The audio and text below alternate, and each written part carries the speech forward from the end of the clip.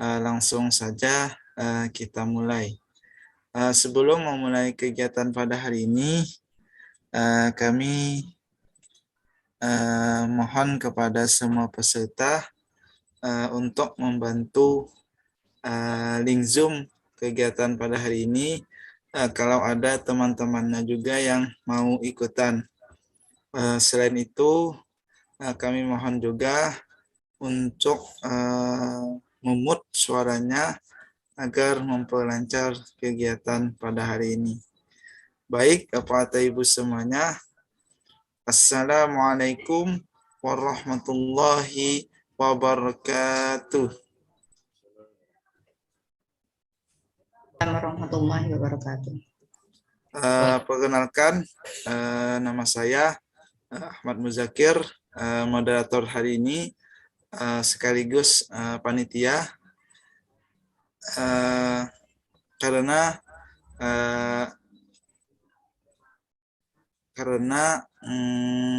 moderator hari ini berhalangan hadir karena ada kegiatan yang tidak bisa ditinggalkan, sehingga untuk sementara saya yang menggantikannya.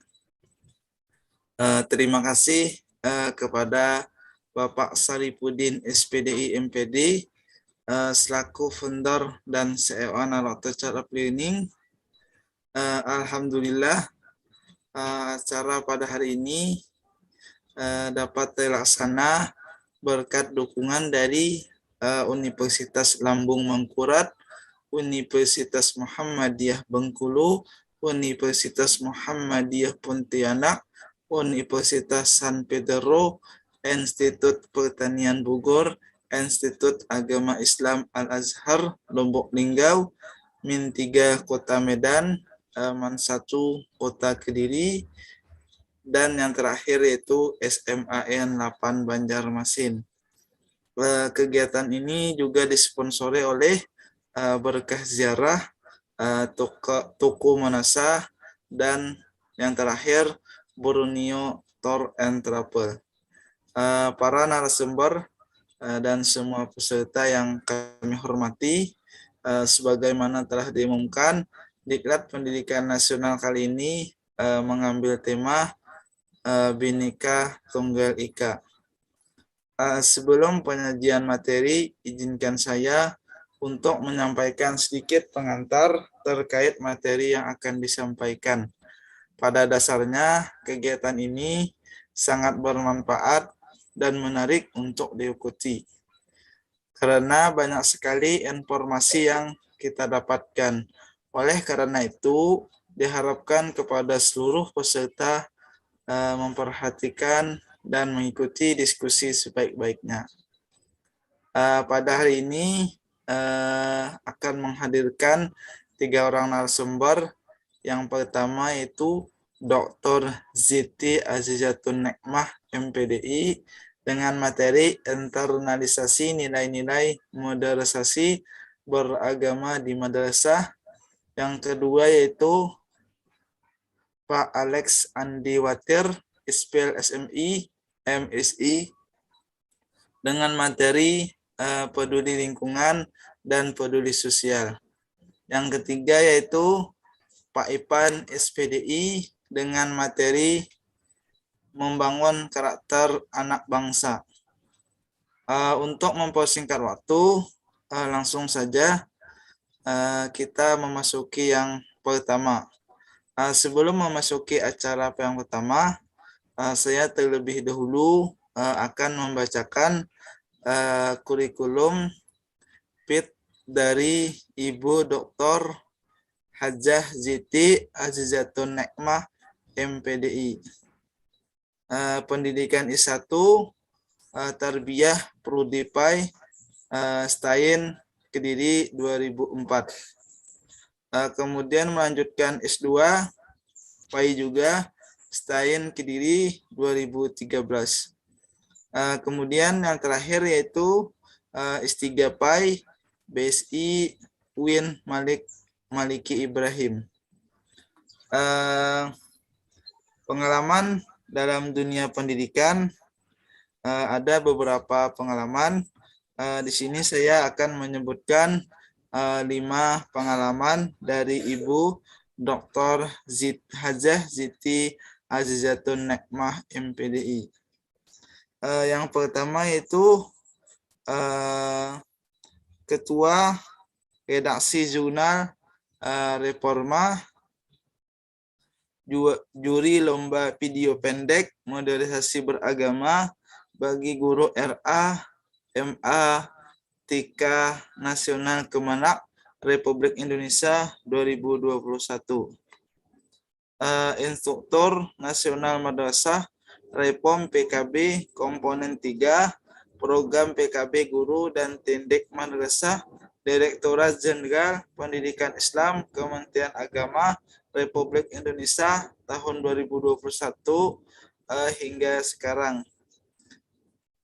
Penilai buku pendidikan agama Pusat Penelitian dan Pengembangan Kementerian Agama Republik Indonesia tahun 2021 tahun 2022. Trainer modernisasi beragama Pusdiklat Kementerian Agama Republik Indonesia. Yang terakhir yaitu guru SKI Man 1 Kota Kediri. Itulah kurikulum PETS singkat dari Ibu Dr. Hajah Siti Azizatun Nikmah MPDI. Selanjutnya dipersilahkan kepada Ibu untuk menyampaikan materinya. Kepada Ibu kami persilahkan. Terima kasih kepada hostnya.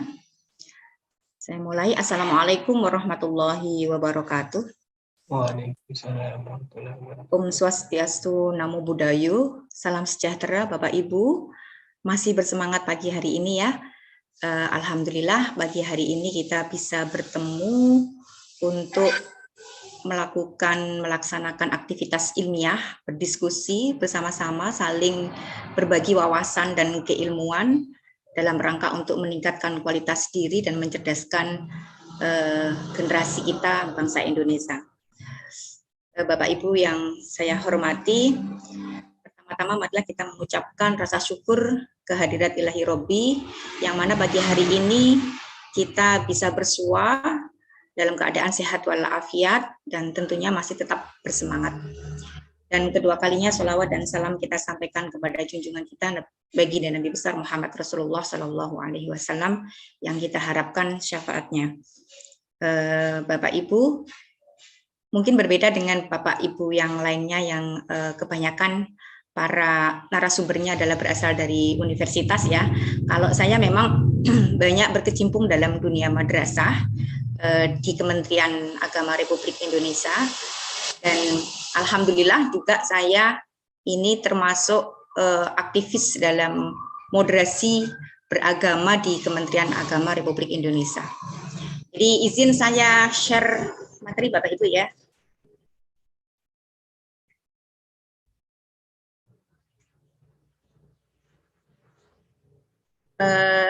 Nampak di slide-nya Bapak Ibu?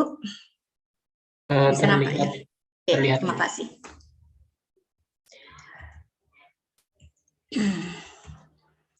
Jadi sebetulnya moderasi beragama itu menjadi satu isu penting yang diangkat oleh Kementerian Agama Republik Indonesia, dan bahkan kemarin dari Mas Menteri juga menyatakan moderasi beragama yang diusung Kementerian Agama sebagai proyek pilotnya ya. Ini merupakan sesuatu yang sangat dibutuhkan, bahkan kementerian dari Diknas pun juga menyatakan ingin mengangkat moderasi beragama juga dalam lingkungan instansi mereka. Jadi kita sebagai yang memiliki proyeknya, jadi ini merupakan diawali dari pentingnya. Jadi urgensi dari moderasi beragama itu karena memang setting dari masyarakat Indonesia yang sangat majemuk ya Bapak Ibu ya. Jadi kalau kita lihat bangsa Indonesia yang multikultural, yang multi etnis, multi pulau, multi agama, multi suku, dan ini menjadikan satu hal yang luar biasa kayanya yang tidak terjadi di bangsa lain. Jadi keunikan bangsa Indonesia yang beraneka ragam ini menjadi satu kekayaan tersendiri, tetapi muncul juga minnya, yaitu akan terjadi sering banyak konflik ya, karena keragaman yang muncul. Sebetulnya dari sudut pandang agama, keragaman itu adalah suatu hal yang merupakan kehendak Tuhan dan anugerah, atau kalau bahasanya di Islam itu adalah sebagai sunatullah yang memang pasti ada. Dan bagaimana kita mensikapinya? Nah, ini kalau kita ambil dari hukum nakliyahnya, memang sebetulnya Allah itu sudah menciptakan kita itu dari laki-laki dan perempuan dan berbangsa-bangsa dan bersuku-suku agar kita itu saling mengenal. Jadi sebetulnya setting keberagaman itu pun merupakan sesuatu hal yang sudah dipantau dari sudut pandang agama. Jadi keragaman bangsa Indonesia, kita lihat sendiri di sini ya. Jadi karena keragaman itu nanti akan memunculkan banyak ragam tafsir atau ragam interpretasi akan suatu kebenaran. Sehingga apa akan terjadi pergeseran tatanan nilai sosial bangsa, kekeringan nilai spiritual, kemudian segresi atau pemisahan antara sesuatu yang seharusnya tidak dipisahkan ya, antara agama mungkin dengan masalah keduniawian, dan kemudian individu yang ekstrim. Ini nanti menyebabkan sesuatu yang negatif seperti itu kalau keberagaman itu di sudut pandangi sebagai sesuatu yang negatif. Jadi sangat berpotensi pada konflik. Sehingga apa? Konflik ini harus dihindari atau diselesaikan. Oke. Nah, caranya seperti apa? Jadi perlu kita rekatkan. Jadi perlu kita rekatkan keragaman agama, budaya, dan etnis ini dalam 3 dimensi, yaitu dimensi ukhuwah basyariah. Jadi kalau bahasa ukhuwah itu adalah persaudaraan ya, persaudaraan atas dasar kemanusiaan, bahwasanya semua manusia itu mempunyai hak yang sama, mempunyai kewajiban yang sama, mempunyai hak untuk bisa mendapatkan kenyamanan, mendapatkan perdamaian, dan melaksanakan ibadah sesuai dengan ideologinya masing-masing. Itu persaudaraan. Kemudian kalau persaudaraan yang didasarkan dengan Islam berarti adalah persaudaraan yang atas dasar agama. Dan yang ketiga adalah persaudaraan atas dasar ukhuwah watoniyah atau rasa kebangsaan. Jadi sebetulnya kalau kita lihat dari dimensi ketiga ini, ya, dimensi ketiga ini pun sebetulnya kalau kita napak tilas dari histori keislaman, jadi saya akan menyampaikan dari histori keislaman sendiri ya, bahwasanya sebetulnya 3 hal ini pun juga sudah pernah dilakukan oleh Rasulullah. Jadi 15 abad yang lalu Rasulullah sebelum ada tatanan politik yang mapan di awal ketika Rasul nyampe di kota Madinah, melakukan hijrah ke kota Madinah, apa yang dilakukan Rasulullah adalah melakukan konsensus ya, melakukan komitmen dengan para penduduk Madinah pada saat itu, yaitu berupa Piagam Madinah, atau kalau bahasanya Pancasila yang kita jadikan ideologi di awal terbentuknya bangsa Indonesia sampai sekarang ini sebetulnya tidak jauh berbeda dengan apa yang dilakukan oleh Rasulullah. Jadi mencakup 3 hal ya. Jadi dimensi basyariah, di mana pada saat itu Rasulullah mengatakan bahwasanya masyarakat Madinah itu karena multikultural, multi etnis, dan multi agama, karena di situ ada orang Nasrani, ada orang Yahudi, ada orang Muslim juga, ada bahkan orang yang masih penyembah berhala pada saat itu ya. Oke, pada saat itu harus diikat dalam satu persatuan. Jadi kita saling menghormati. Tidak ada pemaksaan dalam masalah kepercayaan. Jadi sama-sama mendapatkan haknya sebagai warga Madinah pada saat itu. Oke, nanti kita analogikan dengan Pancasila yang ada di Indonesia pada saat ini yang kita pegang. Sama juga dengan ukhuwah Islamiyah. Jadi ketika orang-orang muhajirin nyampe dari kota Mekah ke Madinah, kemudian di Madinah ada juga orang Ansor sebagai masyarakat Muslim asli dari kota Madinah yang kemudian menerima dengan terbuka kedatangannya orang-orang muhajirin, ini disatukan oleh Rasulullah. Kenapa? Karena prediksi Rasul, dua golongan yang muncul ini suatu saat akan muncul perpecahan. Suatu saat akan muncul klaim bahwasanya mereka lah yang paling berjasa, mungkin dari muhajirin merasa berjasa menyebarkan Islam karena mereka lebih lama berjuang bersama Rasulullah, atau orang Ansor menyatakan kalau justru kalau tidak ada kita maka Islam pun tidak akan berkembang di peradaban Islam pada saat yang akan datang. Jadi untuk mengantisipasi seperti itu, akhirnya Rasulullah berkomit untuk mempersaudarakan antara golongan muhajirin dan Ansor. Sama dengan ketika ukhuwah watoniyah. Jadi ukhuwah watoniyah ini pun juga mengikat bagi seluruh warga Madinah, baik itu yang Muslim maupun yang non-Muslim, untuk sama-sama melakukan pembelaan bila mana kota Madinah diserang dari pihak lain. Jadi makanya terjadinya perang Badar, terjadinya perang Uhud atau perang Khandaq, maka yang berkewajiban membela kota Madinah bukan hanya sekedar warga Muslim saja, tapi juga orang-orang yang non-Muslim. Dan ikatan inilah dirumuskan oleh orang-orang tetua kita, jadi tokoh-tokoh nasional kita itu dalam bentuk Pancasila. Jadi makanya kalau orang-orang ekstremis mengatakan bahwasanya Pancasila itu tidak syar'i, tidak sesuai dengan ajaran Islam, itu mereka justru tidak memahami bagaimana histori perjalanan dari Rasulullah. Oke, jadi seperti itu ya Bapak Ibu ya. Jadi potensi konflik yang berasal dari keragaman masyarakat Indonesia ini, maka ini bisa terselesaikan bila mana moderasi beragama itu bisa tersosialisasikan atau bahkan bisa diinternalisasikan dalam generasi kita. Oke. Jadi tantangan kehidupan beragama ya Bapak Ibu ya, sebetulnya moderasi beragama itu tidak ditujukan hanya kepada umat Islam saja, karena namanya beragama itu kan, kita kan ada 6 agama ya. Cuman karena kenapa kok lebih muncul, lebih banyak tersosialisasikan ke umat Islam, karena memang mayoritas beragama di Indonesia itu adalah umat Islam. Biasanya mayoritas itu akan cenderung untuk melakukan diskriminasi, akan cenderung untuk melakukan kedoliman pada yang minoritas. Makanya moderasi beragama itu lebih banyak dipersyatkan, lebih banyak diberikan kepada orang-orang Muslim. Tapi sebetulnya ketika melakukan pelatihan-pelatihan pun kita terbiasa ya, di situ juga duduk bersama dengan kita itu orang-orang yang tidak Muslim juga ya sebetulnya ya. Jadi moderasi beragama itu sebetulnya bukan hanya sekedar untuk orang-orang Muslim. Jadi nanti kita pahami bersama-sama. Cuman pembahasan saya di sini lebih ke tataran madrasah.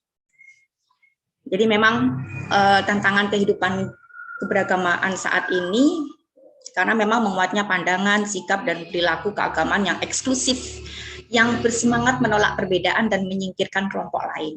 Jadi kita memang lihat ya fenomena yang terjadi di masyarakat kita, yang ketika mereka itu mempunyai satu pandangan, jadi mereka merasa dirinya paling benar, merasa dirinya paling oke, sehingga apa? Orang yang berbeda dengan dia maka dianggap keliru, atau bahkan sampai yang tidak sesuai dengan argumen dia dianggap bid'ah, atau bahkan lebih parahnya lagi kafir gitu ya. Itu pendapat yang sangat merasa dirinya paling benar. Jadi kalau sudah merasa dirinya paling benar, maka nanti akan memunculkan diskriminasi. Jadi diskriminasi nanti akan menyebabkan adanya intoleran. Jadi awal dari intoleransi itu diawali dari adanya diskriminasi. Itulah nanti yang menyebabkan munculnya bibit-bibit ekstremis yang akhirnya berakhir dengan teroris. Jadi kajiannya rentetan dari adanya terorisme itu diawali dari adanya diskriminasi tadi. Oke. Karena merasa eksklusif ya. Kemudian yang kedua, tingginya angka kekerasan bermotif agama yang disebabkan pandangan sikap dan cara beragama yang eksklusif. Jadi tidak sekedar hanya pandangan yang berbeda, tetapi berakhir dengan kekerasan. Dan juga berkembangnya semangat beragama yang tidak selaras dengan kecintaan berbangsa dan dalam bingkai NKRI. Jadi dianggap misalkan Pancasila itu tauhid, dianggap demokrasi yang sudah dilaksanakan oleh sistem kebangsaan kita ini dianggap tidak sesuai syariat. Nah ini jadi batasan-batasan ijtihad yang ada di ranahnya umat itu dianggap sesuatu yang salah, ya. Jadi apa itu moderasi beragama, Bapak Ibu, ya? Jadi setelah saya tadi menyampaikan apa itu pentingnya moderasi beragama, urgensinya, kemudian sampai perlunya adanya kebijakan bagaimana untuk mensosialisasikan moderasi beragama itu sendiri adalah, nah ini ya, ini. Jadi cara pandang, sikap, dan praktek keagamaan dalam kehidupan bersama dengan cara mengejawantahkan esensi ajaran agama yang melindungi martabat kemanusiaan dan membangun kemaslahatan umum, berlandaskan prinsip adil, berimbang, dan menaati konstitusi sebagai kesepakatan berbangsa. Jadi sebetulnya yang dimoderasi itu bukan agamanya, jadi bukan moderasi agama Bapak Ibu ya, tapi moderasi beragama. Agama dan beragama beda. Kalau agama itu adalah sudah satu ajarannya, tapi kalau beragama cara kita melakukan agama. Jadi beda ya. Jadi yang dimoderasi bukan ajarannya, ya, yang dimoderasi bukan ajarannya, tapi bagaimana cara pandang kita sebagai umat beragama, sikap kita, praktek beragama kita yang mengejawantahkan esensi ajaran agama. Yang dimana esensi itu sebetulnya apa? Untuk melindungi martabat manusia. Makanya ada istilah orang itu akan ketika melakukan beragama dengan benar, ketika melakukan cara beragama yang benar, pasti endingnya adalah menghormati kemanusiaan. Kalau sampai ada orang beragama tetapi tidak peduli dengan sosial, jadi hablum minallahnya jalan, hablum minannasnya tidak jalan, ini masih belum berimbang. Jadi masih belum moderat, ya. Nah, intinya di situ ya. Jadi kalau sudah beragama, orang sudah melakukan beragama dengan benar, maka otomatis orang itu akan bisa menjunjung kemanusiaan dan membangun kemaslahatan. Ini yang jadi rumusnya moderasi beragama seperti itu ya. Berlandaskan prinsip adil, berimbang, dan mentaati konstitusi sebagai kesepakatan berbangsa. Inti dari moderasi beragama sesungguhnya merupakan kunci terciptanya toleransi dan kerukunan baik di tingkat lokal, nasional maupun global. Sebetulnya di Indonesia itu menjadi satu acuan ya Bapak Ibu ya, ketika bangsa-bangsa lain itu yang hanya beberapa budaya yang tidak semulti di negara kita, tetapi mereka ternyata pun juga sering terjadi konflik. Kita yang multinya luar biasa ini ternyata bisa menjaga harmonisasi yang ada di Nusantara kita. Kalaupun toh ada letupan-letupan, ya itu berusaha untuk diselesaikan dengan dengan cara yang elegan ya, dengan cara yang baik. Jadi tidak sampai terjadi sesuatu yang melanggar kemanusiaan. Walaupun toh tidak memungkiri di Indonesia juga pernah terjadi seperti itu. Jadi harapannya ketika moderasi beragama itu nanti bisa dipahami generasi kita, ya beberapa tahun yang akan datang, ya, akan terjadilah harmoni yang ada di Nusantara kita. Harapannya seperti itu. Ya, ada 4 nilai moderasi beragama di sini ya. Jadi bagaimana seseorang itu mempunyai disebut dia akan dikatakan sebagai seorang yang moderat bila mana satu dia berkomitmen terhadap kebangsaan. Jadi menerima terhadap prinsip-prinsip berbangsa yang tertuang dalam konstitusi UUD 45 ya, dan regulasi di bawahnya. Jadi 4 pilar ya.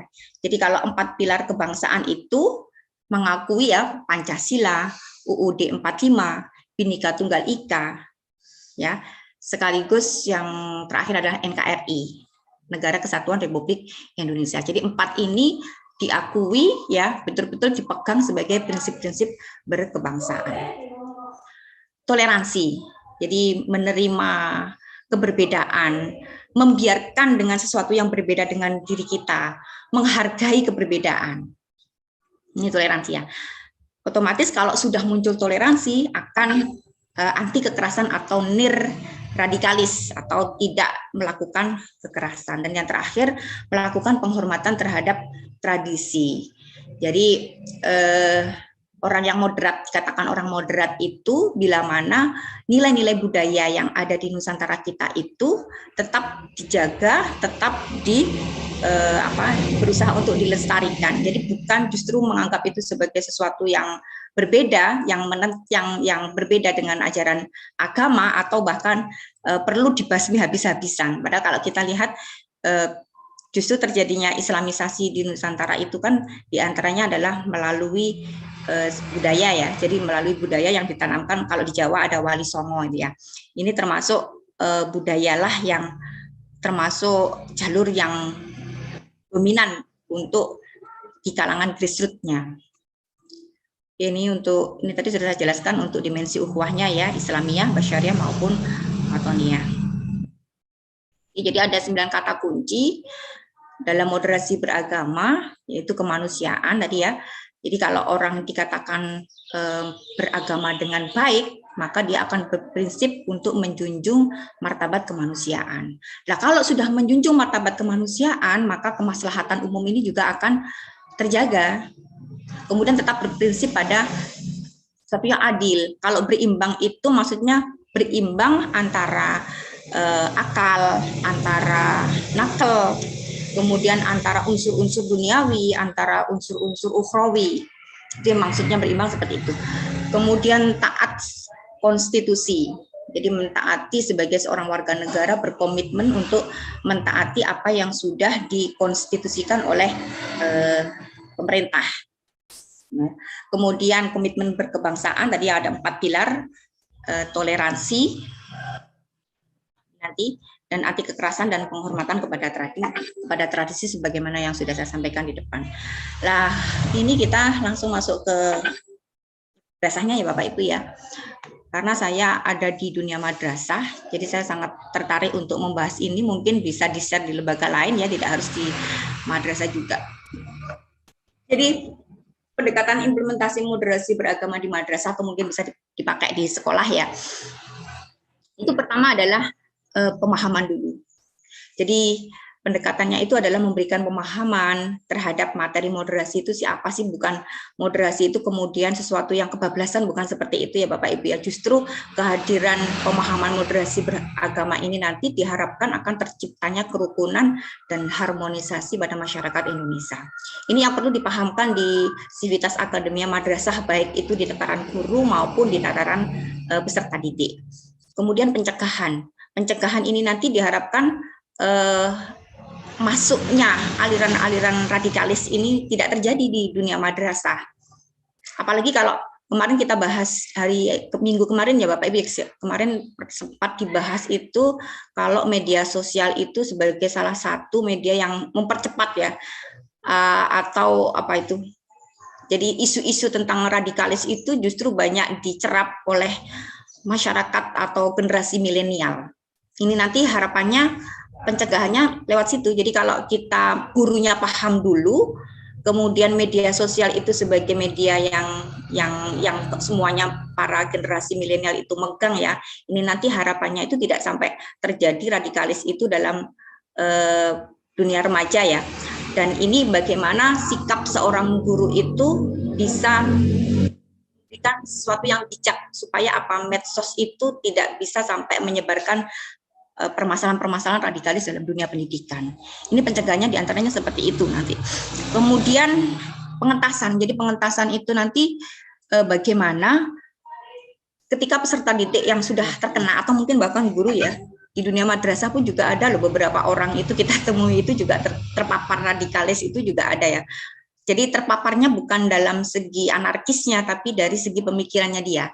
Jadi misalkan dia anti Pancasila, Pancasila itu tauhid ya, Pancasila itu tidak sesuai dengan ajaran Islam, itu sudah merupakan pemikiran yang sudah mulai terpapar radikalis. Nah, orang-orang yang seperti ini kan berarti perlu diobati, perlu dikurasi, jadi perlu kebutuhan untuk mengobati ini kan berarti harus mendatangkan para pakar-pakar untuk bisa menyelesaikan atau memberikan solusi kepada para guru atau mungkin bahkan peserta didik ya. Baru kemudian pengembangan. Jadi kalau sampai ke tahap pengembangan ini diharapkan madrasah itu sebagai pelopor moderasi beragama. Mungkin akan muncul jargon madrasah kita adalah madrasah wasatiyah atau madrasah moderasi gitu.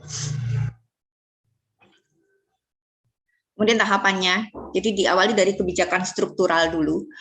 Jadi kebijakan struktural mungkin dalam lingkupnya madrasah sendiri itu dari kepala madrasah dulu. Kemudian menerapkan misalkan aturan tentang bagaimana harus SOP-nya, bagaimana siswa itu harus melakukan toleransi misalnya ya.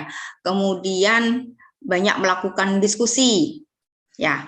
Kemudian jadi nilai-nilai moderasi beragama seperti demokrasi tadi ya, kemudian musyawarah, kemudian adil, tawazun, mau terbuka dengan sesuatu yang baru, ini perlu disosialisasikan melalui kebijakan struktural, baru kemudian dibiasakan. Nah, kalau sudah diintervensi secara kultural, maka akan menjadi pembiasaan di tataran madrasah. Lah kalau sudah menjadi pembiasaan itu kan perlu dipaksa. Dipaksa maka akan terbiasa, biasanya gitu kan. Dipaksa maka akan terbiasa, maka akan muncul sikap dan perilaku warga. Dan sikap ini nanti pun juga harus diolah dalam proses, dan nanti akhirnya akan menghasilkan karakter dan hasil belajar. Dan ini pun harus diawali dengan sosialisasi dulu. Jadi untuk penerapan atau menginternalisasikan moderasi beragama itu perlu disosialisasikan dulu oleh pihak madrasah. Jangan ujuk-ujuk, kata bahasa orang Jawa itu ujuk-ujuk, tiba-tiba itu ada kebijakan dari struktural tanpa adanya sosialisasi. Jadi disosialisasikan dulu melalui banner misalkan ya, atau melalui poster-poster supaya anak kenal dulu. Jadi jargon ini supaya anak kenal dulu. Baru kemudian harus disiapkan juga misalnya buku-buku yang berbasis tentang moderasi beragama, bagaimana anak peserta didik atau sivitas akademia dari madrasah itu bisa mendapatkan atau menggali sebanyak-banyaknya informasi tentang moderasi beragama. Baru kemudian dilakukan persiapan. Jadi persiapan itu dari pihak madrasah melakukan tim. Jadi adanya tim moderasi beragama. Gitu Bapak Ibu. Baru kemudian kita laksanakan tadi itu melalui intervensi kultural. Dan terakhir perlu adanya monitoring dan evaluasi. Oke. Jadi kalau kita lihat Bapak Ibu, jadi moderasi beragama ini strateginya diantaranya ini. Jadi menyisipkan muatan moderasi dalam setiap materi yang relevan. Implementasinya lebih ditekankan pada aspek bagaimana substansi tersebut dikaitkan dengan spirit moderasi beragama. Jadi disisipkan saja, jadi bukan sebagai satu mapel sendiri ya. Apalagi kalau di madrasah itu mapelnya kan udah banyak ya.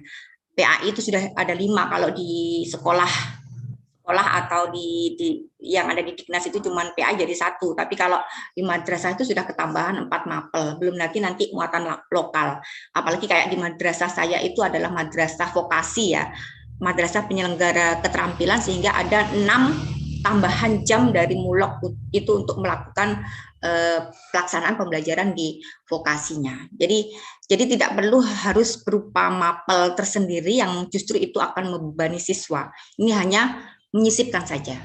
Kemudian perlu pengoptimalan pendekatan pembelajaran yang dapat melahirkan cara berpikir kritis. Contohnya memakai metode diskusi, memakai metode debat, memakai metode PJBL ya, project berbasis learning, atau mungkin pakai PBL, jadi problem based learning. Jadi itu nanti diharapkan melalui metode-metode pembelajaran ini akan terjadilah internalisasi nilai-nilai moderasi beragama dalam kegiatan belajar mengajar. Menyelenggarakan program pendidikan, pelatihan, dan pembekalan tertentu dengan tema khusus tentang moderasi beragama, baik di tataran siswa atau di tataran guru. Jadi perlu juga, jadi biasanya di tim saya, kebetulan saya instruktur nasional ya, jadi kita memberikan materi tentang moderasi beragama itu di guru-guru di tingkatan provinsi. Jadi karena saya nasional, saya memberikan pemahaman tentang moderasi beragama ini di guru-guru yang ada di fasilitator provinsi. Nanti fasilitator provinsi ini, ya karena moderasi beragama ini yang berhak menyampaikan adalah orang-orang yang sudah di TOT-kan oleh Pusdiklat Kemenak RI ya, kita akan terus mengawal sampai ke guru-guru yang ada di daerah dan yang ada di atau di madrasah masing-masing.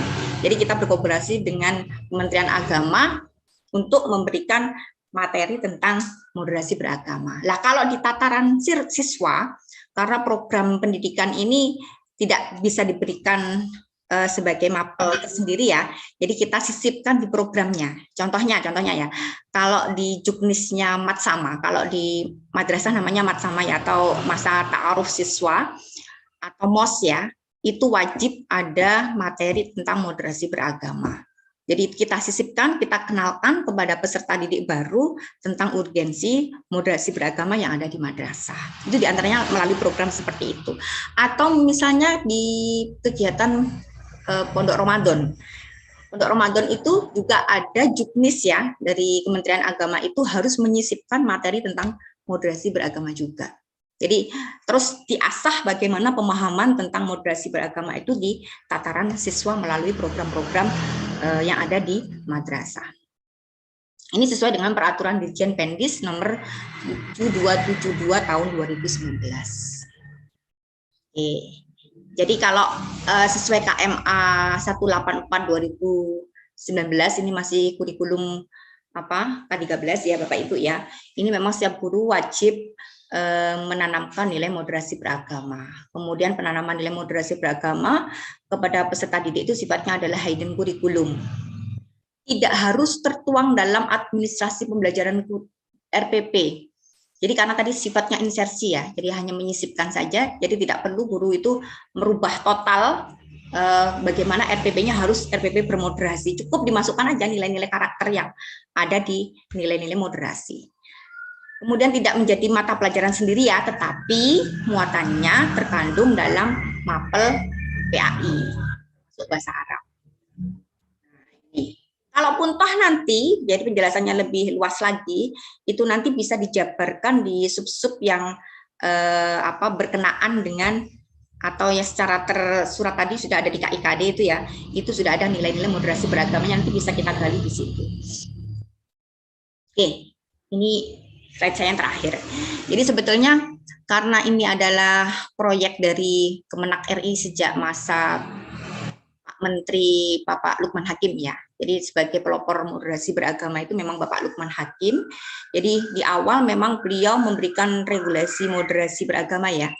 Kemudian memberikan penguatan wawasan moderasi beragama, memberikan insersi moderasi dalam kurikulum pendidikan di KMA 183 kalau untuk yang agama ya, 184-nya untuk yang materi umum. Itu diwujudkan dalam kebijakan. Lah sama Pak Gus Menteri, Pak Yakut yang sekarang ini dari Kementerian Agama, ini dilanjut. Jadi program yang sudah dipelopori oleh Bapak Lukman ini dilanjut ke Gus Yakut. Kemudian selanjutnya akan dibikinlah konten, jadi semacam penyusunan materi, kemudian buku-buku kurikulum pendidikan berbasis moderasi, ini sudah disiapkan, termasuk modulnya. Jadi modul baik dari tingkatan RA, MI, MTS, dan MA, atau mungkin bahkan perguruan tinggi juga ada ya, ini sudah disiapkan. Nah, termasuk penyiapan instruktur, jadi tim kami ini adalah instruktur yang akan dipersiapkan nanti untuk mensosialisasikan ya kebijakan moderasi beragama ini kepada guru-guru madrasah baik di tingkatan provinsi maupun di tingkatan daerah. Ini yang terjadi adalah kalau kemudian ditemukan penindakan ASN ya sampai ketemu karena memang aturannya dari ASN itu kan tidak boleh radikal ya Bapak Ibu ya. Itu dari aturan 11 SKB, jadi surat keputusan bersama dari 11 menteri ya tahun 2019 kalau menyatakan bahwasanya jika ASN tidak bisa disadarkan ketika terpapar radikalis, maka ujung-ujungnya harus ada pemecatan. Itu sudah ada SK-nya seperti itu. Demikian Bapak Ibu yang saya sampaikan, agak lama ya, mohon maaf. Kayaknya pas 45 menit. Demikian saya kembalikan kepada Mas Moderator. Terima kasih dan mohon maaf. Yang saya sampaikan, Assalamualaikum warahmatullahi wabarakatuh. Waalaikumsalam warahmatullahi wabarakatuh. Ya, terima kasih kepada Ibu Dr. Siti Azizatun Nekmah yang telah membawakan materinya yang sangat luar biasa. Untuk selanjutnya kita memasuki pemateri yang kedua, yaitu Pak Alex Andiwatir. Nama beliau yaitu Alex Andiwatir. Tempat tanggal lahir yaitu Hibing 2004 September 1989. Untuk pendidikan beliau yang pertama itu SDN Empress Hibing Maumere Flores NTT. Yang kedua yaitu SMP Negeri 2 Bola Maumere Flores NTT. Yang selanjutnya itu SMAN Negeri 1 Maumere Flores NTT 2008. Sekolah Tinggi Filsafat Katolik Leda Lore Flores NTT dengan IPK 3,41 2013. Pendidikan terakhir yaitu Magister Sains Psikologi Pendidikan Universitas Airlangga Surabaya, Jawa Timur dengan IPK 3,43 pada tahun 2019. Di antara informal education, saya sebutkan yang terbaru yaitu sebagai English Langue Provinsi Tes Kaus di Universitas Airlangga. Di antara publikasi beliau atau karya ilmiah itu analisis perilaku menyontek dan rancangan perubahan perilaku pada siswa sekolah menengah pertama, intuisi jurnal psikologi ilmiah. Yang kedua itu efektivitas model pembelajaran ARCS dalam meningkatkan kemampuan berpikir kritis. Ini adalah tesis. Yang ketiga yaitu sebagai editor, letter to the editor, evidence-based practice of nursing profession, barriers and teaching strategic solution. International Journal of Nursing Science. Sedikit itu beberapa publikasi dari beliau. Selanjutnya dipersilahkan kepada Pak Alex Andiwatir untuk menyampaikan materinya.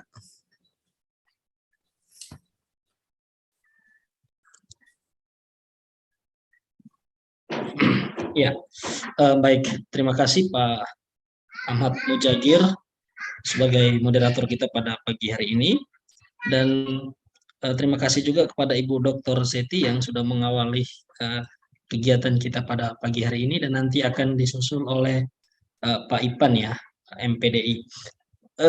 Yang pertama-tama, salam sejahtera, assalamualaikum warahmatullahi wabarakatuh untuk kita semua, para peserta yang hadir, para pemateri dan panitia yang sudah menyiapkan wadah ini untuk kita saling berbagi. Tema yang akan saya sharing pada hari ini adalah satu karakter ya, yang kita sebut dengan peduli. Di mana karakter ini adalah salah satu dari sekian macam indera ya, 5 macam indera, tetapi ini hari saya sebut juga ini menjadi salah satu indera untuk sama-sama merendah, membangun karakter untuk terus menjunjung tinggi eksistensi dari Bhinneka Tunggal Ika itu sendiri. Next. Bapak, Ibu, Saudara-saudari, rekan-rekan dan teman-teman yang saya hormati, berbicara tentang peduli, ini ada dua objek gitu ya. Nah, yang harus kita lakukan ini pertama terhadap alam, juga terhadap kehidupan sosial. Nah, lanjut Pak. Jadi ini pasti semua kita sudah tahu dan pernah dengar, pernah membaca peduli. Itu dari kata peduli yang artinya mengindahkan, memperhatikan atau menghiraukan. Lalu ke kata sifatnya adalah kepedulian gitu ya. Perihal sangat peduli dan sikap yang sangat mengindahkan. Lanjut Pak. Ketika kita berbicara tentang sikap ya, kepedulian, maka sikap peduli itu adalah sebuah nilai dasar dan sikap memperhatikan dalam bertindak secara proaktif terhadap suatu kondisi atau keadaan di sekitar kita. Nah, ini menarik. Kenapa?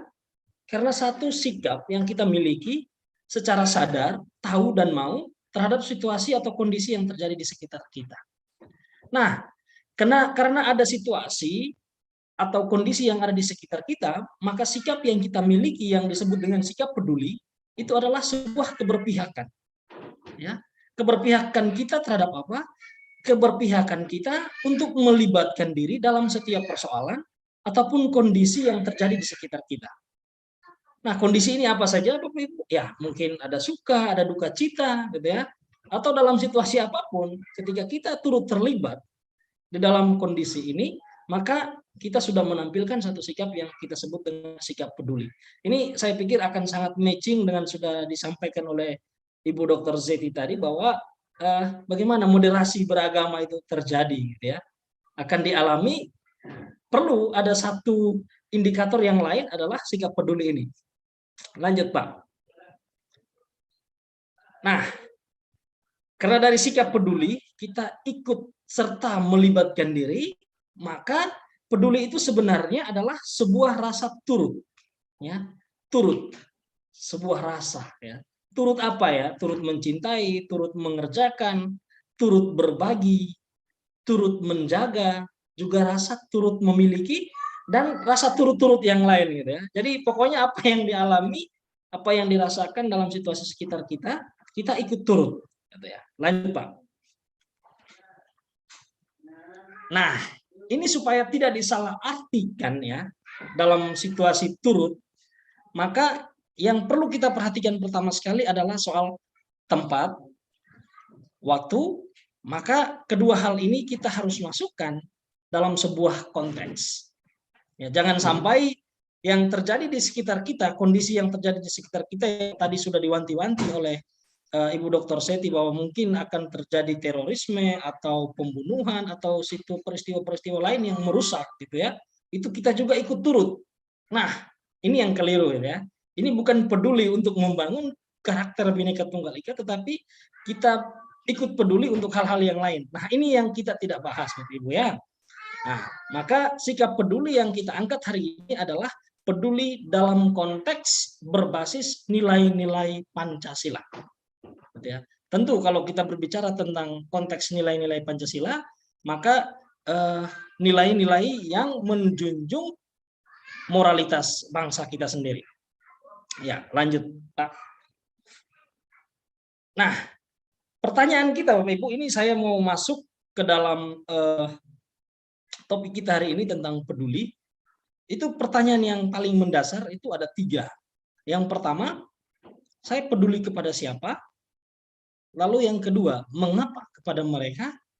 Dan ketiga, setelah saya turut peduli, turut merasakan apa yang dirasakan, kontribusi apa yang saya terima?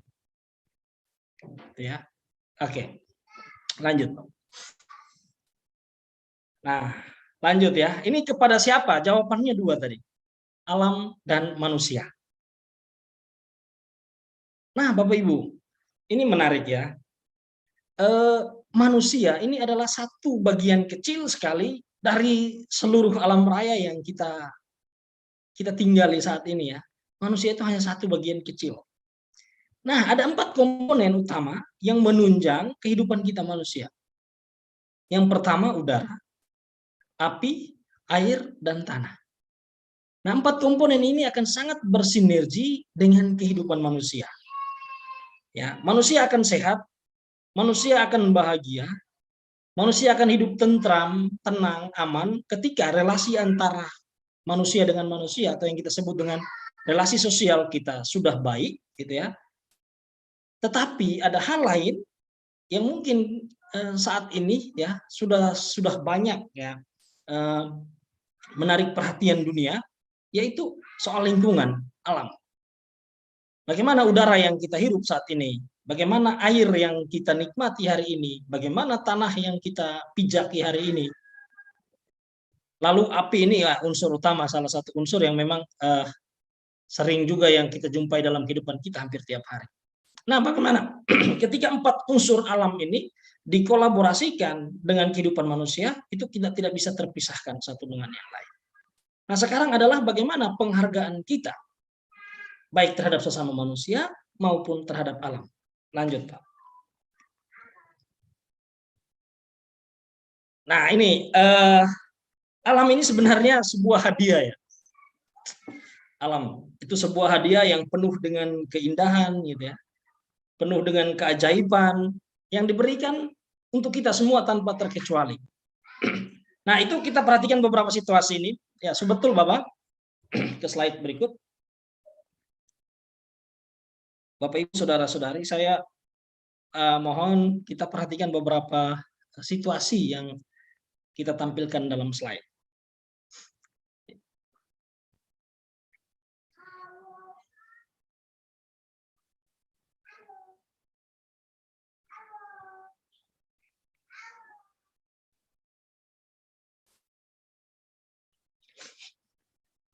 Ya, situasi-situasi tadi Bapak Ibu menggugah sebuah pertanyaan untuk kita. Apa yang terjadi dengan bumi, rumah kita bersama? Ya. Jadi bumi ini kita sebut dengan rumah kita bersama. Sebenarnya apa yang terjadi? Ya, lanjut. Ya. Andaikan bumi bisa berbicara, ya, situasi-situasi yang macam kita lihat tadi, bumi sedang menangis. Ya. Bumi sedang membutuhkan kasih sayang dari kita. Selanjutnya, Kak. Nah, ini dalam situasi demikian, Bapak Ibu, saudara-saudari, teman-teman, kita yang hadir pada saat ini dan juga mungkin teman-teman yang lain, kita bisa sampaikan bahwa kita yang hadir, hidup di bumi itu dipanggil untuk menjadi instrumen atau alat untuk menghadapi krisis seperti ini. Kita sering dengar slogan ya, kalau bukan kita siapa lagi? Kalau bukan sekarang kapan lagi? Nah, situasi-situasi ini penyebabnya apa Bapak Ibu? Salah satunya ini adalah budaya konsumerisme. Orang lebih sering untuk memakai, gitu ya. Nah, ada satu budaya lagi adalah budaya membuang. Kita harus apresiasi terhadap beberapa upaya pemerintah, baik pemerintah pusat, pemerintah kota maupun pemerintah daerah. Di setiap sudut-sudut kota, di setiap jalanan kota itu sudah tersedia berbagai macam kotak sampah dengan jenis-jenisnya tersendiri. Tetapi yang patut disayangkan lagi adalah kita sering masih melihat sampah-sampah yang berserakan di mana-mana. Nah, inilah dampaknya Bapak Ibu. Ya, ada polusi dan perubahan iklim. Selanjutnya, ya, krisis air bersih. Kita masih bersyukur hidup di Indonesia yang kaya raya, tetapi kasihan di negara-negara lain.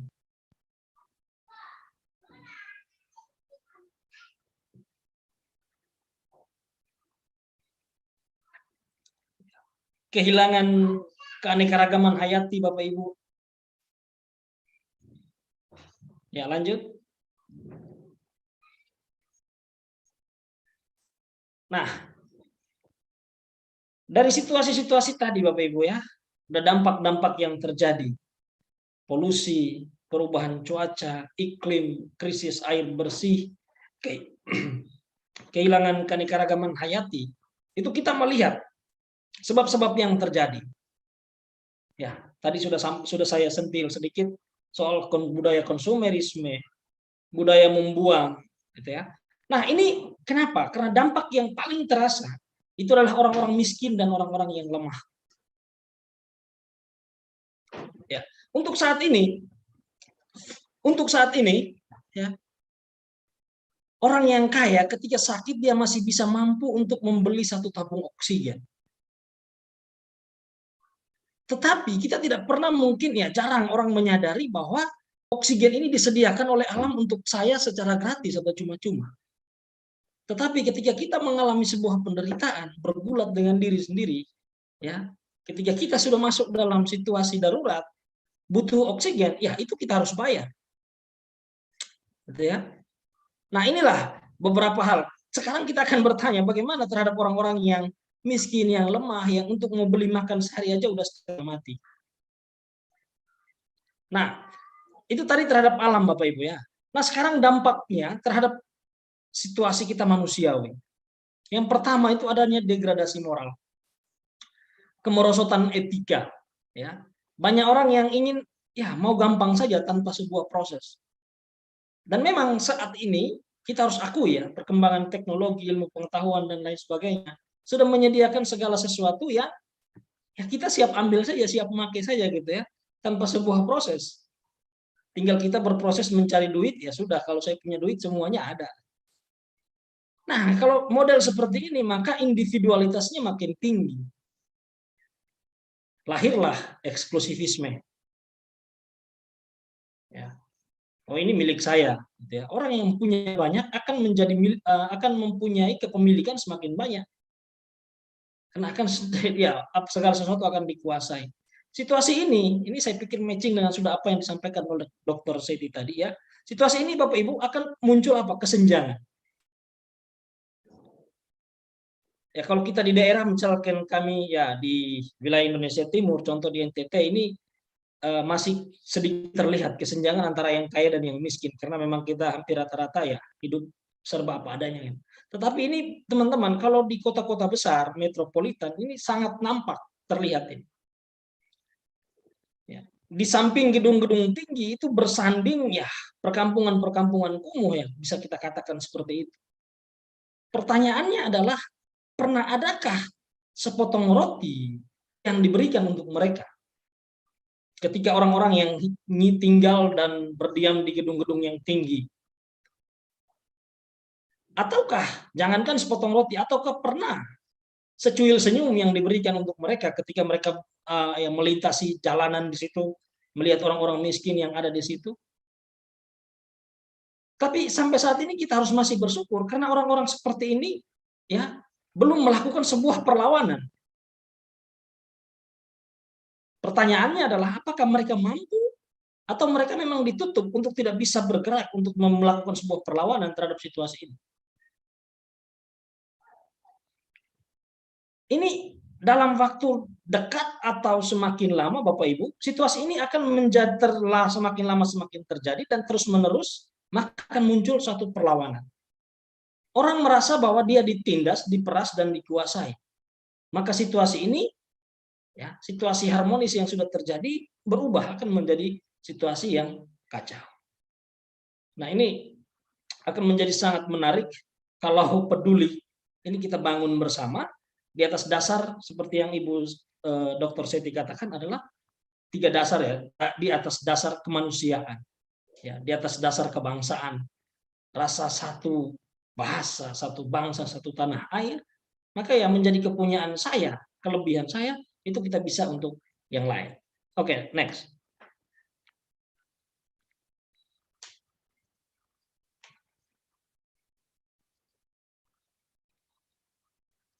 Ya, Bapak Ibu, teman-teman, situasi-situasi yang sudah tadi ya saya sampaikan, kemiskinan menimbulkan berbagai masalah sosial dan masalah lingkungan, namun masih ada satu harapan besar, gitu ya, yaitu yang kita sebut dengan cinta. Kenapa? Karena cinta itu bisa melenyapkan dinding-dinding egoisme dan pasti akan menumbuhkan kreativitas. Ini yang kita sebut, saya sampaikan dengan ekologi sehari-hari. Lanjut. ya, ekologi kehidupan kita sehari-hari. Dasarnya cinta.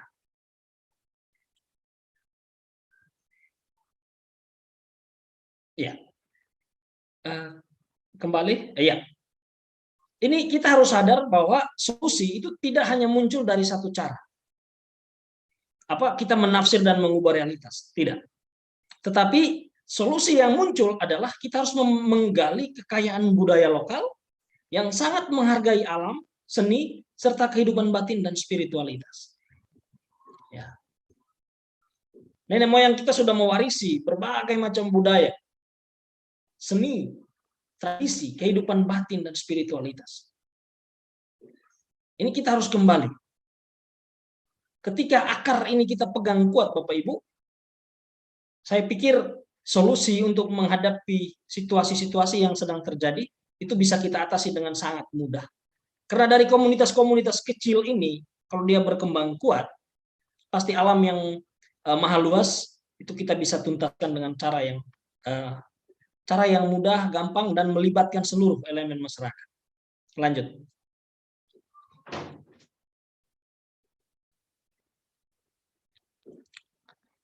Nah, ini saya kutip dari seorang cendekiawan, sosiolog, dan kritikus, Bapak Ignaz Kleden. Beliau menyampaikan bahwa mendengarkan setiap makhluk menyanyikan himne keberagamannya adalah hidup dengan sukacita dalam kasih dan pengharapan. Bagi orang yang beriman kuat, menatap dunia ciptaan, itu berarti kita mendengarkan pesan, sekaligus mendengarkan suara Allah yang sedang berbicara. Ya. Nah, sukacita, ya. Lalu mendengarkan nyanyian himne keberagaman. Menyanyikan himne keberagaman ini, Bapak Ibu, kalau kita hidup di kota ya sudah jarang terdengar sekali pagi-pagi ayam berkokok, ya, suara burung-burung. Tetapi bagi kita yang masih tinggal di daerah, di desa-desa, suara ini akan menjadi sesuatu yang sangat khas. Ya. Jadi tidak heran orang-orang yang tinggal di kota besar, akhir pekan kemana? Mudik, puncak. Ya. Orang ingin mencari suatu suasana yang berbeda. Karena kehidupan kedamaian batin itu tidak hanya sebatas finansial, tetapi jauh lebih dari itu adalah ketenangan batin, ya, kenyamanan batin, ya, suasana innernya itu ketika kita merasakan damai, ya itu semua pasti very well. Apapun yang akan kita lakukan dengan keadaan damai, bahagia, kita pasti akan sejahtera. Oke, lanjut. Sukacita itu bukan sebuah keadaan, tetapi itu adalah sebuah keputusan. Bapak Ibu boleh putuskan sendiri, pagi ini saya harus bersukacita. Ya, nah, itu bukan sebuah keadaan yang harus kita pilih, tetapi ini sebuah keputusan. Oke, ini suatu ironi. Next.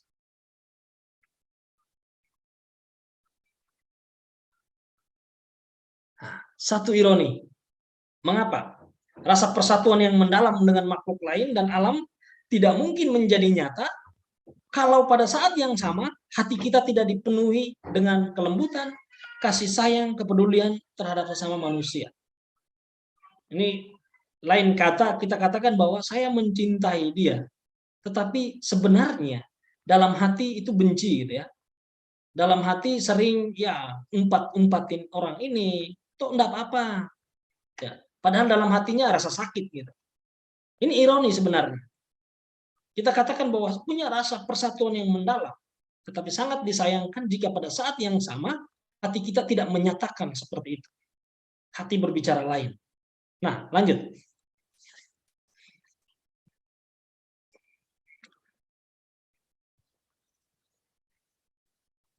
Ya. Ini Bapak Ibu satu kemajuan yang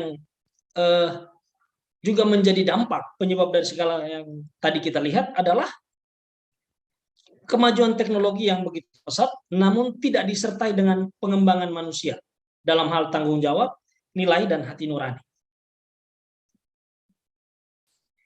Kalau nilai-nilai tidak dibekali sejak awal, ya hasilnya kita akan lihat.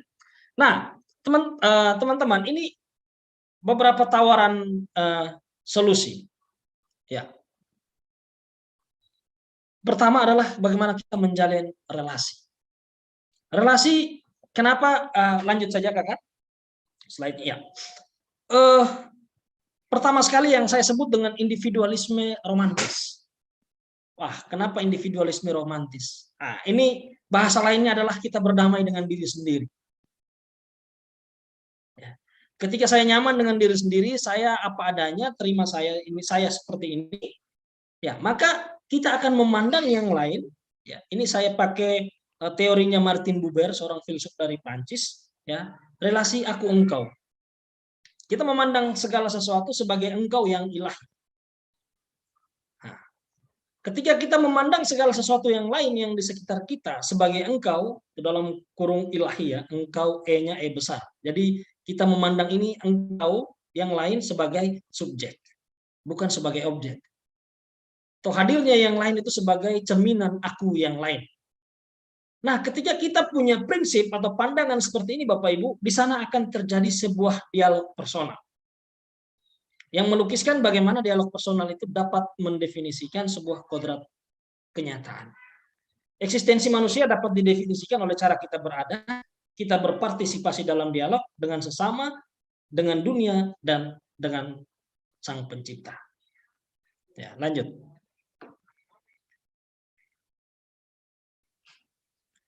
Nah, ini tentang alam.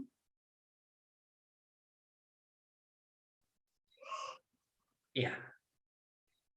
Saya katakan dari relasi yang disampaikan oleh Martin Buber, ya, aku engkau yang ilahi, maka harusnya relasi yang terjalin antara kita dengan alam itu adalah aku engkau yang relasi subjek dengan subjek. Karena kita adalah bagian dari alam. Tanpa alam mustahil manusia bisa ada di dunia, bisa hidup gitu. Oke, lanjut. Nah, inilah tugas kita yang kedua, Bapak Ibu. Kita yang hadir saat ini, kita harus menciptakan satu keadilan antar generasi. Apa yang dimaksud dengan keadilan antar generasi? Ada pertanyaan reflektifnya adalah apa yang akan kita wariskan untuk anak cucu? Apakah polusi? Apakah air yang keruh, gitu ya? Atau panas makin ya menimpa, gas rumah kaca gitu, efek rumah kacanya makin besar atau yang lain sebagainya? Itu yang kita kasih ke kita punya anak dan cucu 15-20 tahun nanti. Atau sebuah kenyamanan, keharmonisan. Karena itu lingkungan harus ditempatkan pada sebuah logika penerimaan. Apa artinya?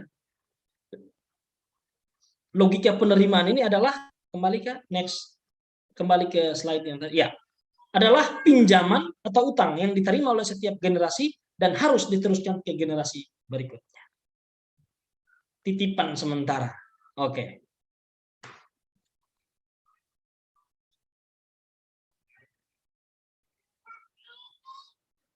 Saat ini kita berhadapan dengan tantangan budaya, spiritualitas, dan pendidikan yang membutuhkan sebuah proses panjang yang harus dibaharui setiap saat. Ya.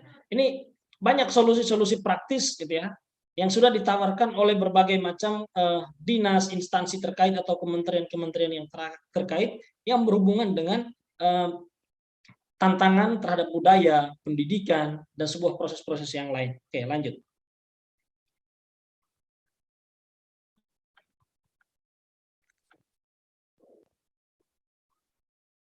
Ya.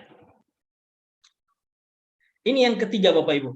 Untuk mewujudkan keadilan antar generasi, maka saat ini mau tak mau, kita yang hidup sekarang harus melakukan satu pertobatan yang saya sebut dengan pertobatan ekologis. Pertanyaannya, mengapa ekologis? Ini sebuah keharusan, bukan sebuah pilihan. Ya. Kenapa? Karena padang gurun eksternal semakin luas, karena padang gurun internal pun tidak terbendung.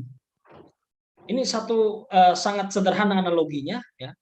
Ketika situasi padang gurun ada di dalam pribadi saya, maka itu akan merembet ke yang lain. Karena itu pertobatan ekologis menjadi satu hal yang utama. Sederhana. Saya biasa meletakkan sampah pada tempatnya. Mungkin kita bisa mengubah sebuah kalimat ajakan gitu. Buanglah sampah pada tempatnya. Dengan letakkan sampah pada tempatnya. Ya, mari kita letakkan pelan-pelan. Nah, posisikan yang kita pegang itu sebagai sebuah subjek, butuh penghargaan, walaupun itu hanya sampah. Tapi kita menghargai, letakkanlah dia pada tempatnya. Karena saya yakin ini situasi padang gurun di dalam internal individu itu akan semakin kecil, maka padang gurun yang eksternal itu bukan hampir semakin tidak ada. Gitu. Oke, lanjut.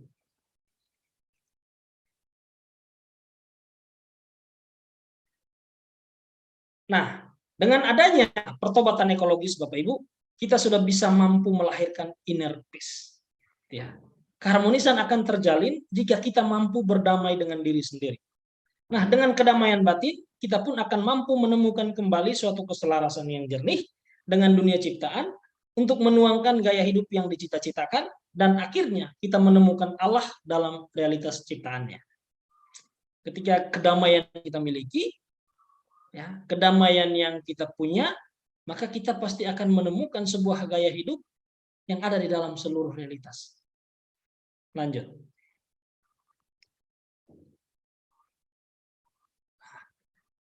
Inilah poin yang terakhir. Ya. Relasi kita antara alam dan manusia, tetapi yang paling penting adalah relasi syukur. Ya. Relasi kita dengan Sang Pencipta. Wujud syukur, ya. Pertanyaannya adalah kenapa harus dengan Sang Pencipta? Karena semua yang ada, yang kita nikmati, bahkan kita sendiri itu adalah anugerah. Ya. Kita tidak mengetahui kapan waktunya berakhir bagi kita sebagai pribadi untuk menikmati segala yang ada. Karena itu saya ambil dari Muhammad Agus Syafi'i, ya. Jadikan kegembiraan sebagai ungkapan syukur, kesedihan sebagai wujud sabar, dan diam sebagai bentuk tafakur, dan ucapan sebagai zikir. Ini menarik, ya. Oke, lanjut.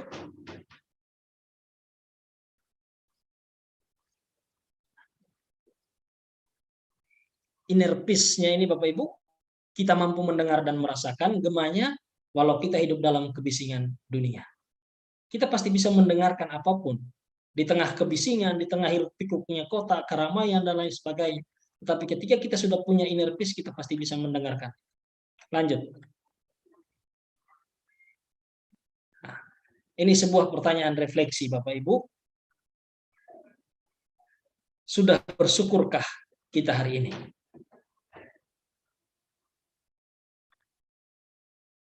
Selanjutnya, ya, ini slide yang terakhir, solusi praktis, Bapak Ibu. Pada kesempatan ini saya tidak memberikan sebuah solusi praktis, tetapi saya hanya menawarkan adalah kita kembali ke lingkungan kita masing-masing, kembali ke budaya kita masing-masing, ke daerah kita sesuaikan dengan apa yang kita butuhkan saat ini untuk kembali memulihkan. Kita kembali menaikkan sikap peduli, memulihkan alam, juga terhadap relasi sosial kita masing-masing, baik slide berikut, baik di sekolah, di keluarga, maupun di masyarakat. Ya. Nah, admin coba bisa di slide-nya berikut. Ya, ini saya kasih kosong Bapak Ibu. Nanti tinggal didiskusi, mungkin di WA group atau kesempatan diskusi lain kita bisa bahas solusi-solusi praktis yang ada. Ya, demikian dari saya, ya kurang lebih ada 20 menit. Terima kasih. Assalamualaikum warahmatullahi wabarakatuh. Terima kasih kepada Pak Alex Andiwater, MSI yang telah menyampaikan waktunya. Selanjutnya kita memasuki materi yang ketiga, itu atas nama Depan SPDI MPDI dari Kota Medan. Beliau lahir, sebelum penyampaian materi, saya terlebih dahulu akan membacakan kurikulum PIT beliau. Tepat tanggal lahir yaitu Medan 11 Mei 1983. Mengenyam pendidikan di SD Negeri 065854 Medan, SMP Negeri 40 Medan, SMK Swasta IPC Medan, D2 PGMI STAIS Medan, tamat tahun 2004. S1 jurusan Pendidikan Agama Islam STAIS Medan, tamat pada tahun 2008.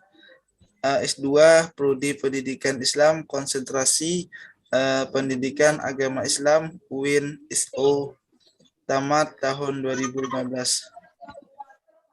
Sejak tahun 2022 sampai 2024 menjadi pengajar di RA Yusriyah Medan, 2005 sampai 2009 guru dan wakil kepala di MIS Islamiyah Medan Sunggal, tahun 2008 sampai 2009 mengajar di MTS Islamiyah Medan Sunggal, kemudian menjadi guru Min Glugur Barat 11 Medan dari tahun 2009 sampai 2009 sampai 2011. Menjadi guru MISPAI Medan Timur dari tahun 2011 hingga 2016.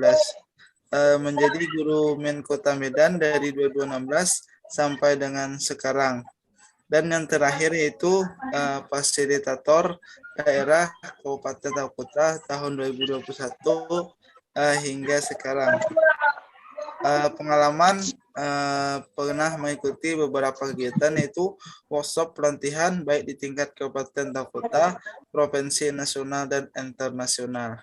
Nah, itulah singkat dari kurikulum PIT Pak Ipan.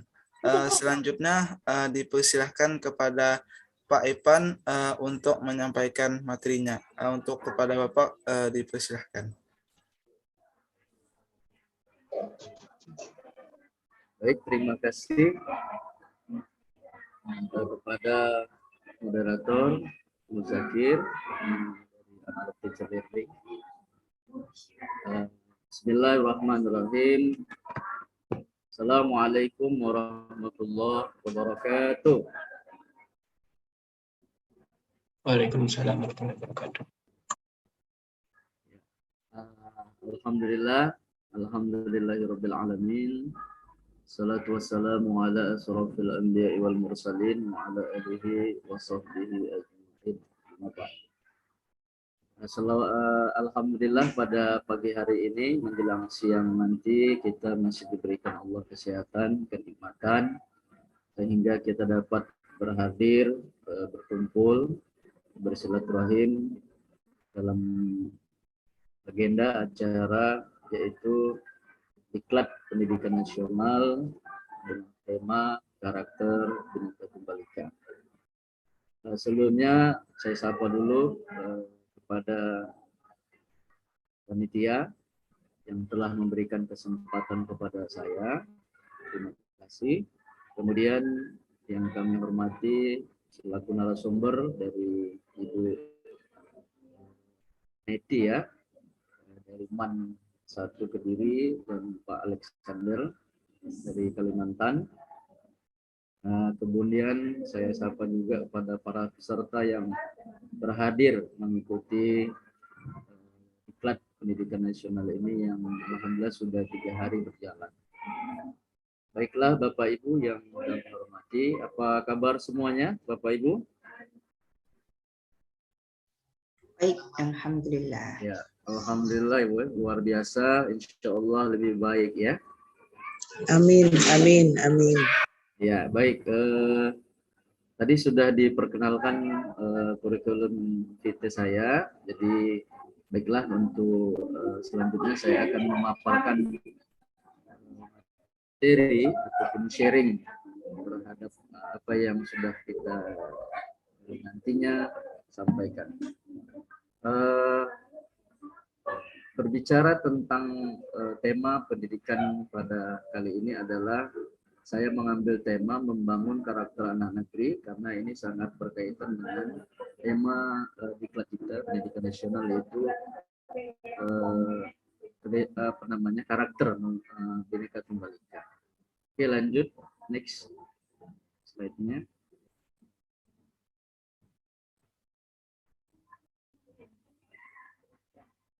Ya, tentunya Bapak Ibu, dunia pendidikan itu harus terus berubah dan berinovasi, ya.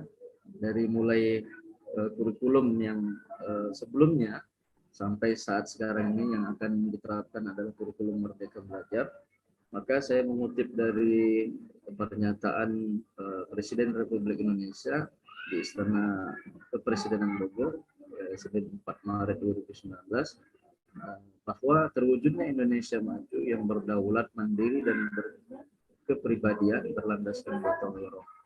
Ini adalah visi Presiden di tahun 2020 sampai 2024. Jadi pendidikan kita ini harus memang berubah dan berani untuk berinovasi, tidak hanya rutinitas bertahun-tahun, maka kita terjebak ya pada rutinitas, padahal perubahan itu sangat penting dan sudah hadir, sudah datang sekarang ini. Oke, lanjut. Ya, pernyataan Pak Nadiem Makarim juga saya kutip di tahun 2019 bahwa Merdeka Belajar merupakan merdeka berpikir. Artinya guru bukan dijadikan sumber kebenaran oleh siswa, namun guru dan siswa berkolaborasi, bergerak dan mencari kebenaran. Posisi guru di ruang kelas bukan untuk menanam atau menyeragamkan kebenaran menurut guru, namun menggali kebenaran. Daya nalar dan kritisnya murid melihat dunia dan fenomena. Jadi berkembangnya internet ataupun teknologi di era digital ini menjadi momentum kemerdekaan belajar. Lanjut. Next, panitia. Baik, apa itu pendidikan karakter? Jadi pendidikan karakter itu adalah upaya terencana untuk membantu orang untuk memahami, peduli, dan bertindak atas nilai-nilai etika moral. Jadi mengajarkan kebiasaan berpikir dan berbuat yang membantu orang hidup dan bekerja bersama-sama sebagai keluarga, teman, tetangga, masyarakat, dan bangsa. Jadi, banyak berbagai istilah ya dalam karakter yang kita bicarakan ini.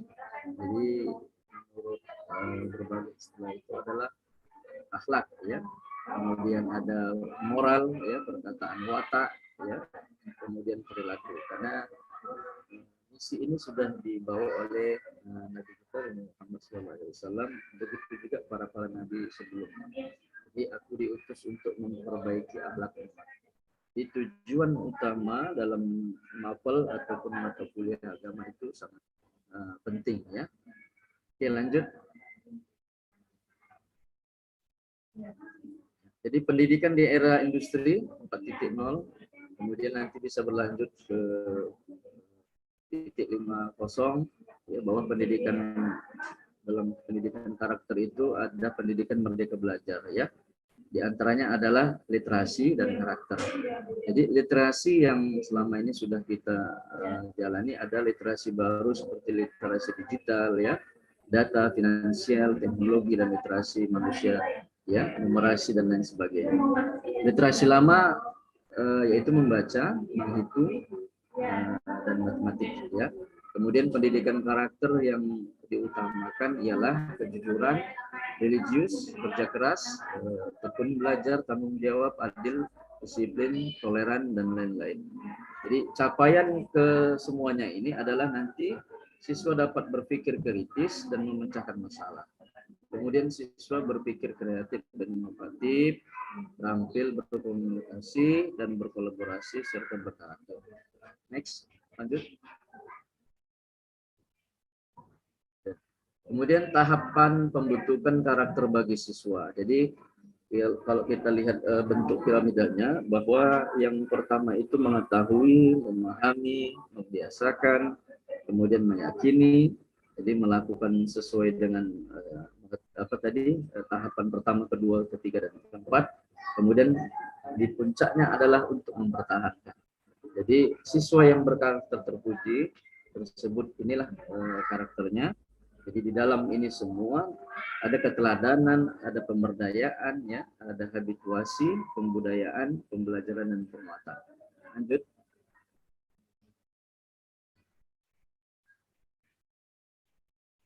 Tentunya ada faktor-faktor yang mempengaruhi terbentuknya karakter. Yang pertama adalah faktor internal. Itu faktor yang datang dari diri sendiri yang merupakan bakat bawaan sejak manusia dilahirkan. Yang pertama adalah insting naluri, kesanggupan melakukan hal-hal yang kompleks tanpa latihan sebelumnya. Yang kedua, kebiasaan perbuatan yang selalu diulang-ulang sehingga mudah dikerjakan. Yang ketiga, keturunan, tentunya ada faktor warisan sifat orang tua terhadap keturunan. Yang keempat, keinginan atau kemauan keras, yaitu kehendak diri sendiri. Kemudian faktor eksternalnya yaitu faktor yang diambil dari luar yang mempengaruhi perbuatan manusia. Adanya pertama lingkungan, jadi jika bergabung dengan yang baik maka akan ikut baik dan sebaliknya. Sama seperti kita berteman dengan penjual minyak wangi, maka tentunya kita akan kecipratan wanginya. Maka kalau kita berteman kepada orang-orang yang baik, maka kita akan keluar yang baik. Ketika kita berteman dengan orang-orang yang ingin bekerja keras, ingin sukses, maka insya Allah kita akan mendapat imbasnya, ya, mendapat kesuksesan.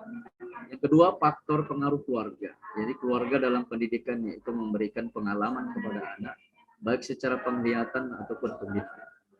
Faktor eksternal yang ketiga adalah pengaruh sekolah, yaitu pembentukan sikap-sikap dan kebiasaan dari kecakapan pada umumnya.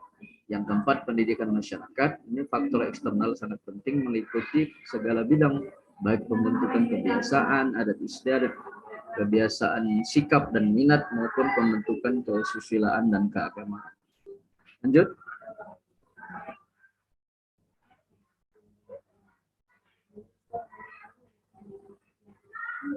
Oke, sasaran pendidikan karakter. Jadi sasaran pendidikan karakternya sangat penting, ya. Mulai dari kita mengajar, tentunya ada transfer of knowledge, ya.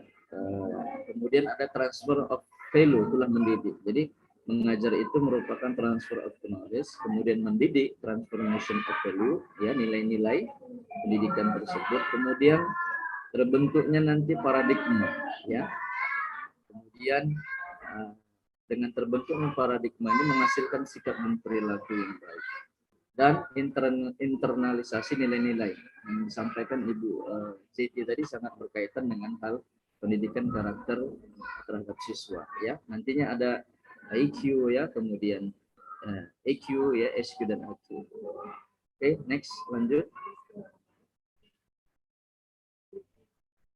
Aspek karakter yang tentunya sangat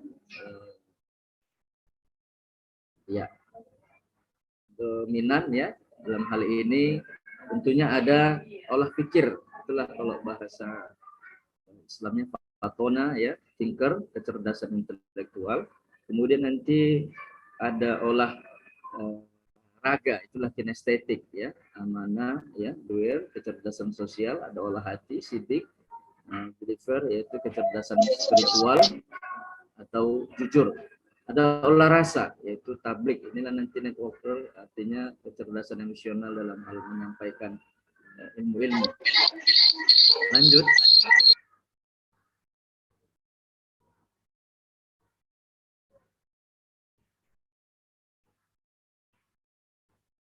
Ya, jadi dalam aspek karakter tadi di sini ada habituasi perilaku siswa. Jadi kalau olah pikir itu nanti terbentuknya adalah cerdas, kritis, kreatif, empatik, ingin tahu, berpikir, terbuka, produktif, berorientasi, ipteks, dan reflektif. Kemudian kalau nanti olah hati itu larinya ke beriman, bertakwa, jujur, aman, adil, bertanggung jawab, berempati, berani, mengambil risiko, pantang menyerah, rela berkorban, dan berjiwa patriotik. Olahraganya adalah nanti larinya ke bersih dan sehat, disiplin, sportif, tangguh, andal, berdaya tahan, bersahabat, kooperatif, determinatif, kompetitif, ceria, dan gigih. Untuk olah rasa karsanya adalah ramah, saling menghargai, toleran, peduli, suka menolong, ya. Peduli tadi sudah dipaparkan dengan jelas ya, lebih detail oleh Pak Alexander. Kita menolong, gotong royong, nasionalis, kosmopolit, mengutamakan kepentingan umum, bangga menggunakan bahasa dan produk Indonesia, dinamis, kerja keras, dan beretos kerja. Lanjut.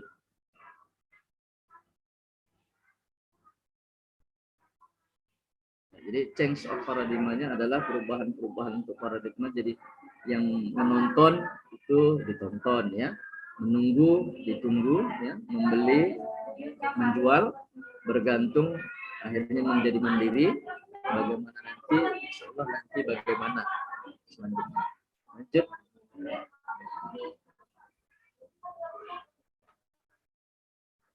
Oke, jadi ubah cara berpikir kita atau berpikirmu dari aku nggak bisa melakukan ini menjadi saya bisa mempelajari hal ini. Aku takut gagal.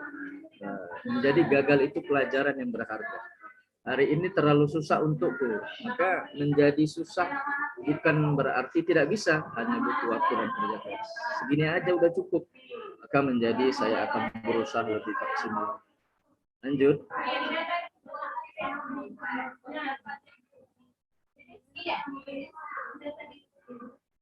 Ya, next. Klik. Oke, kembali. Materi terakhir, slide terakhir. Klik satu lagi. Oke, nah, jadi pada dasarnya ya untuk menutup materi ini bahwa perhatikan pikiranmu karena akan menjadi perkataan. Jadi sebelum kita berkata-kata ataupun menyampaikan hal, maka harus kita pikirkan terlebih dahulu. Perhatikan perkataanmu karena akan menjadi perbuatanmu. Kenapa? Kalau kita salah berbuat, tidak berpikir dulu, tidak kritis, maka akan tampak akibat bagi kita dan semua. Perhatikan perbuatanmu karena akan menjadi kebiasaanmu. Perhatikan kebiasaanmu karena akan menjadi karaktermu. Perhatikan karaktermu karena akan menjadi nasibmu. Oke, next. Jadi ini saja ya, cukup singkat materi yang saya berikan. Mudah-mudahan bisa bermanfaat kepada saya pribadi dan kepada Bapak Ibu semuanya kita. Semoga ini menjadi diskusi atau sharing yang sangat baik bagi kita semua. Dan saya juga nanti minta saran atau kritik ataupun pertanyaan-pertanyaan yang untuk membangun ya ke depan. Terima kasih. Akhirul kalam. Assalamualaikum warahmatullahi wabarakatuh.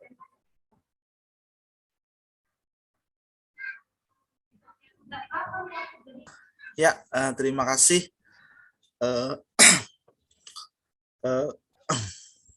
Mohon izin.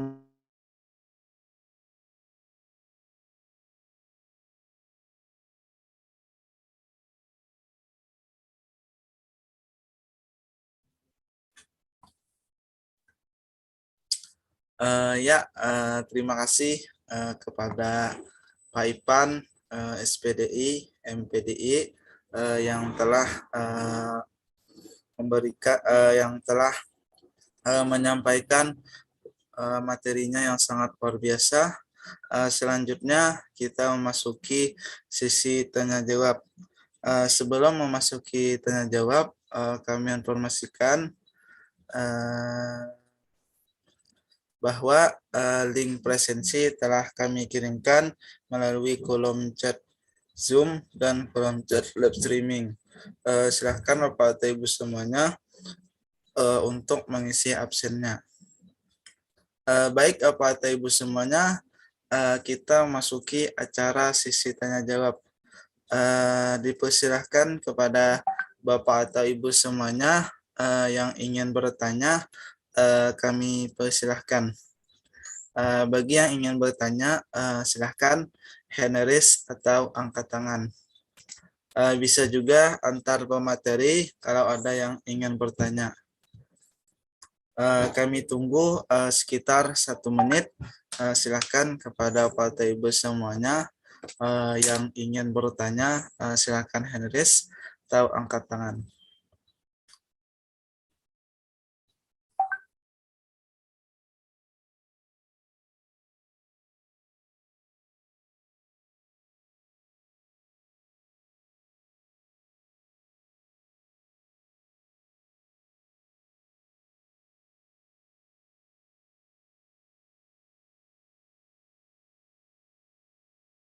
Apakah ada Bapak atau Ibu yang ingin bertanya?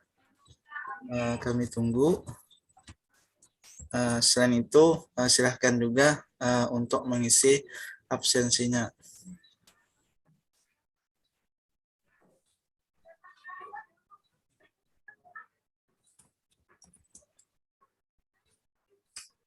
Apakah ada Bapak atau Ibu yang ingin bertanya?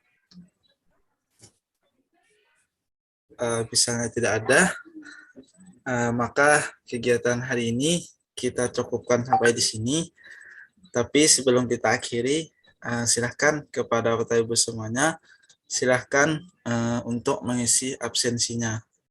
Dan juga silahkan kalau ada Bapak atau Ibu semuanya yang ingin bertanya, kami tunggu sekitar 1 menit.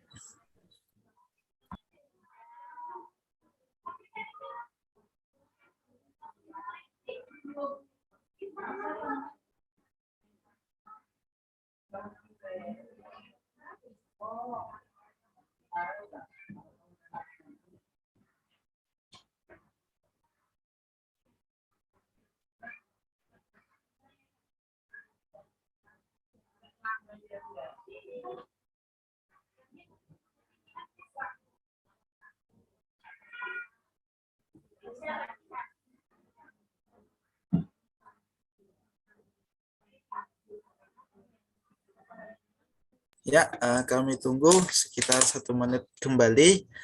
Silakan Bapak Ibu semuanya kalau ada yang ingin bertanya.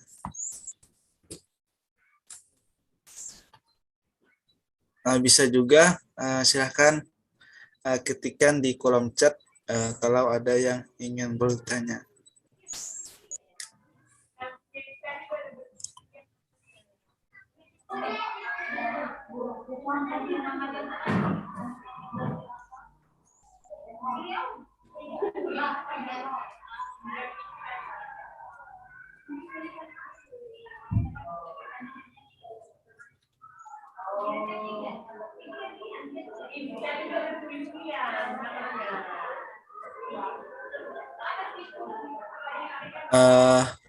Baik, Bapak atau Ibu semuanya, karena tidak ada yang ingin bertanya, maka kegiatan hari ini kita cukupkan sampai di sini. Sebelum kita akhiri, dipersilahkan kepada Ibu Ziti Aziatun Nikmah untuk menyampaikan closing statement-nya. Kepada Ibu, dipersilahkan. Oke, terima kasih. Singkat yang saya sampaikan, mari kita beragama secara benar, karena dengan beragama yang benar, maka kita akan menghargai kemanusiaan dan akan menciptakan kemaslahatan bersama. Salam moderasi. Terima kasih. Ya, sama-sama Bu. Salam moderasi. Selanjutnya dipersilahkan kepada Pak Ipan. Dipersilahkan. Baik, terima kasih. Assalamualaikum warahmatullahi wabarakatuh. Closing statement saya bahwa berdasarkan tema yang kita bahas di kali ini adalah karakter bineka tunggal ika. Maka tentunya kita sebagai warga, sebagai masyarakat, ya, kemudian siswa, kita ajarkan bagaimana kita berkarakter yang baik dalam norma-norma Pancasila, kemudian bineka tunggal ika. Kemudian tentunya kita ingin berubah yang lebih baik, ya. Maka daripada itu, mari kita tebar kebaikan, semoga nanti hasil-hasil yang dapat menjadi hasil yang baik dan dapat nilai yang terbaik. Mungkin itu saja closing statement dari saya. Ya, terima kasih kepada Pak Ipan yang telah memberikan closing statement-nya. Untuk Pak Alek, beliau ada kegiatan karena beliau jadi dosen penguji dalam seminar skripsi. Sehingga beliau keluar lebih duluan. Sebelum kita terima kasih kepada Ibu Siti Azatun Nikmah, Pak Alex Wandarta dan Pak Ipan SPD MPD yang telah meluangkan waktunya untuk berbagi. Mohon maaf tadi Pak Alex Andi Watir, semuanya yang telah memberikan ilmunya kepada kita semua yang sangat luar biasa, sehingga sangat bermanfaat untuk dunia pendidikan kita saat ini. Sebelum kita akhiri, silakan kepada Bapak dan Ibu semuanya untuk mengaktifkan kameranya, kita foto bersama.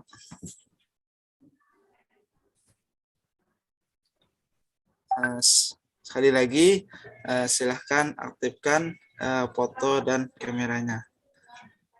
1, 2, 3. Ya, sudah selesai. Terima kasih kembali kepada ketiga narasumber dan semua peserta yang telah hadir pada hari ini. Kami atas panitia memohon maaf yang sebesar-besarnya apabila terdapat kesalahan ataupun khilafan selama kegiatan hari ini.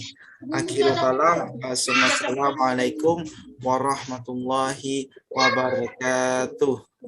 Waalaikumsalam warahmatullahi wabarakatuh. Terima kasih Pak Ahmad Mujabir atas materinya. Terima kasih Ibu Siti Azatun Nikmah dan Pak Ipan. Kami persilahkan untuk beraktivitas seperti biasa. Ya Pak. Ya.